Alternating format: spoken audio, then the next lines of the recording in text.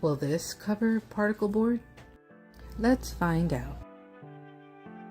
This console table was sanded down through the water damage.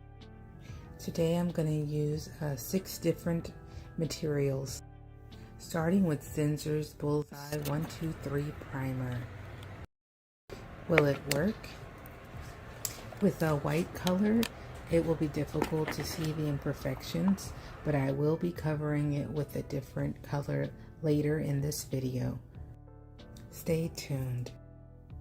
Next, we will be using Behr Shellac Primer. I've heard good things about that one. Here it is now. Make sure to stir your paints and primer for an even coat.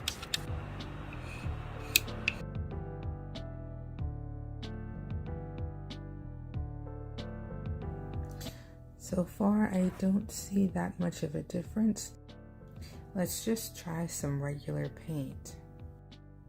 This can is almost finished. I'm not sure if that's why it's a little thick or if it always is like that.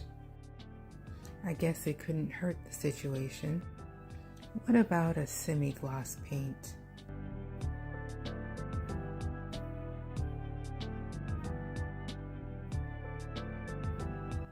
I'm still not finding a change. Up next is Behr Semi-Gloss Paint and Primer. I've sanded between coats and have allowed plenty of drying time.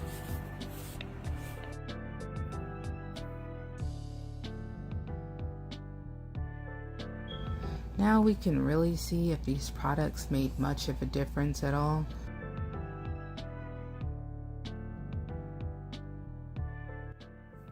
Not much difference here. I'm gonna try a new tactic.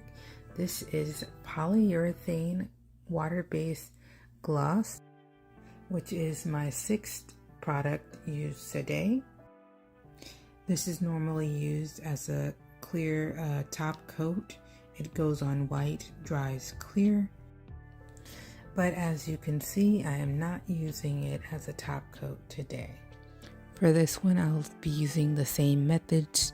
I'll let it dry and sand and paint over it, just as I had the previous 4 products. From what I've learned, the more coats of any of these products make a better outcome than just one.